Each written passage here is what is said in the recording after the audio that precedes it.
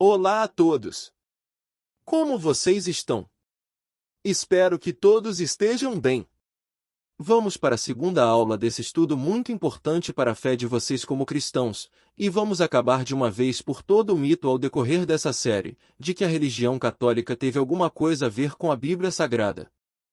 Se vocês gostarem, dá um joinha e se inscreva neste canal para que vocês recebam esse conhecimento de graça, que há muito tempo está sendo solapado pelos agentes a serviço do mal, aqueles que tentam a todo custo corromper o reto caminho do nosso Senhor Jesus Cristo.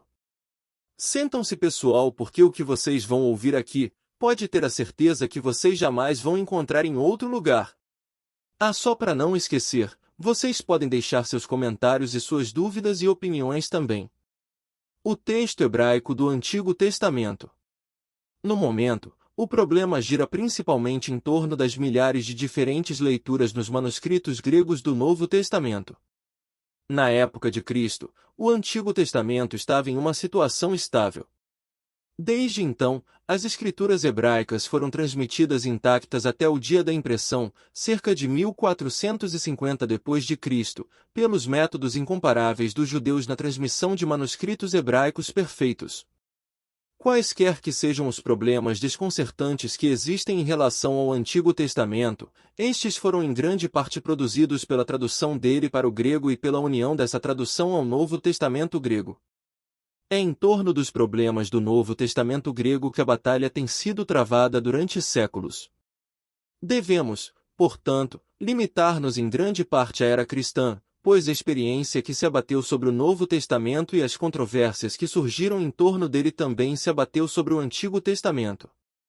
Além disso, os próprios revisores não queriam que ninguém pensasse, nem por um instante, que eles usaram qualquer outro MSS. Na revisão do Antigo Testamento do que o texto massorético, a única Bíblia hebraica confiável. Dr. Ellicott, presidente do Comitê Inglês do Novo Testamento, recomenda repetidamente a história da revisão do Antigo Testamento pelo Dr. Chambers. Dr. Chambers diz: os críticos mais sóbrios, com um consenso, apegam-se firmemente ao texto massorético. Este tem sido a regra entre os autores da presente revisão.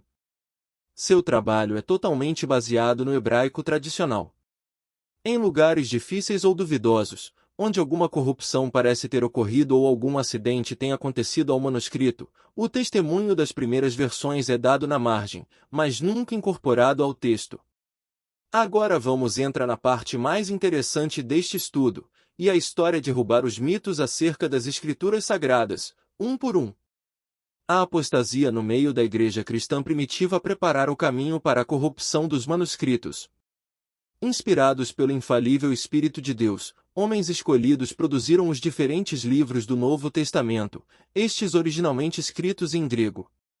Durante alguns anos, sob a orientação dos nobres apóstolos, os crentes em Cristo tiveram o privilégio de ter a palavra de Deus inalterada. Mas logo a cena mudou. A fúria de Satanás, privada de novas oportunidades para hostilizar o Filho de Deus, voltou-se contra a palavra escrita.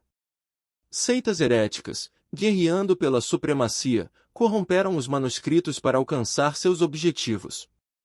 Epifânio, em seu polêmico tratado Panarion, descreve nada menos que 80 partidos heréticos. Os católicos romanos venceram. A verdadeira igreja fugiu para o deserto, levando consigo manuscritos puros. Quando o apóstolo Paulo predisse a vinda da grande apostasia no seu sermão e mais tarde, em sua epístola aos Tessalonicenses, ele declarou que viria uma apostasia, segundo a Tessalonicenses capítulo 2 e versículo 3, e então acrescentou que o mistério da iniquidade já operava. Segundo a Tessalonicenses capítulo 2 e versículo 7. Mais tarde, quando ele reuniu, em sua viagem a Jerusalém, os bispos, aqueles que estavam sobre a igreja de Éfeso, ele disse: de vós mesmos se levantarão homens, falando coisas perversas, para atrair os discípulos após si. Portanto, observe e lembre-se de que, no espaço de 3 anos, deixei de avisar todas as noites e dias com lágrimas. Atos 20 versículo 30 e 31. Embora haja muitos eventos importantes na vida do grande apóstolo que não foram registrados, o Espírito Santo considerou de grande importância registrar esta profecia, para nos alertar que mesmo entre os presbíteros ou bispos surgiria uma liderança perversa. Esta profecia seria cumprida, foi cumprida. Até sentirmos a importância desta grande predição do Espírito Santo e reconhecermos o seu cumprimento colossal, a Bíblia deverá, em muitas coisas, permanecer um livro selado. Quando Paulo foi avisado da apostasia vindoura, ele despertou os tessalonicenses, a não ser logo abalado ou perturbado no espírito, por carta como se fosse nossa. 2 Tessalonicenses 2, verso 2. Teria sido ousado, a qualquer momento, escrever uma carta à igreja e assinar nela o nome do apóstolo. Mas quão ousada deve ter sido aquela iniquidade que cometeria aquela falsificação mesmo enquanto o apóstolo ainda estava vivo. Mesmo nos dias de Paulo, a apostasia baseava-se em atos ilícitos. Mais tarde, em seus trabalhos, Paulo apontou especificamente 3 maneiras pelas quais a apostasia estava operando. Primeiro, exaltando o conhecimento do homem acima da Bíblia. Segundo, espiritualizando as Escrituras. E por fim, substituindo a revelação pela filosofia. Vamos falar dessas 3 maneiras que a apostasia entrou na igreja com mais detalhe a seguir. A primeira, o falso conhecimento exaltado acima das Escrituras. Sobre o primeiro desses perigos, lemos o que Paulo disse: Ó Timóteo, guarda aquilo que está confiado à tua confiança, evitando tagarelices profanas e vãs e oposições da falsamente chamada ciência. 1 Timóteo capítulo 7 verso 20. A palavra grega neste versículo que é traduzida como ciência é gnose. Gnose significa conhecimento. O apóstolo condenou não o conhecimento em geral, mas o falso conhecimento. Os falsos mestres colocavam as suas próprias interpretações sobre a verdade cristã, tendo nele ideias humanas. Esta tendência cresceu e aumentou até que um grande sistema levando o nome de cristianismo, conhecido como gnosticismo, foi estabelecido. Para mostrar que esta religião não era uma teoria sem organização entre os homens, mas que tinha comunidades e era difundida, cito Milman. Os gnósticos posteriores foram mais ousados, mais inovadores, mais consistentes no simples esquema do cristianismo. Em todas as grandes cidades do Oriente, nas quais o cristianismo estabeleceu suas comunidades mais prósperas, surgiu esse rival que aspirava a um grau de conhecimento ainda mais elevado do que o revelado no Evangelho, e se vangloriava de ter subido quase tanto acima do cristianismo vulgar quanto do paganismo vulgar.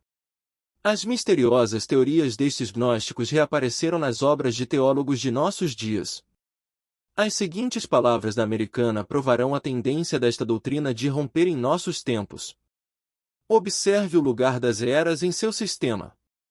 Não houve seitas gnósticas desde o século V, mas muitos dos princípios do seu sistema de emanações reaparecem em sistemas filosóficos posteriores, extraídos das mesmas fontes que as deles. A representação viva de Platão deu origem à ideia da divindade, algo substancial, que os gnósticos transferiram para suas eras. Na verdade, o sistema de eras encontrou um tratamento na versão revisada. E aqui finalizo a segunda parte dessa aula.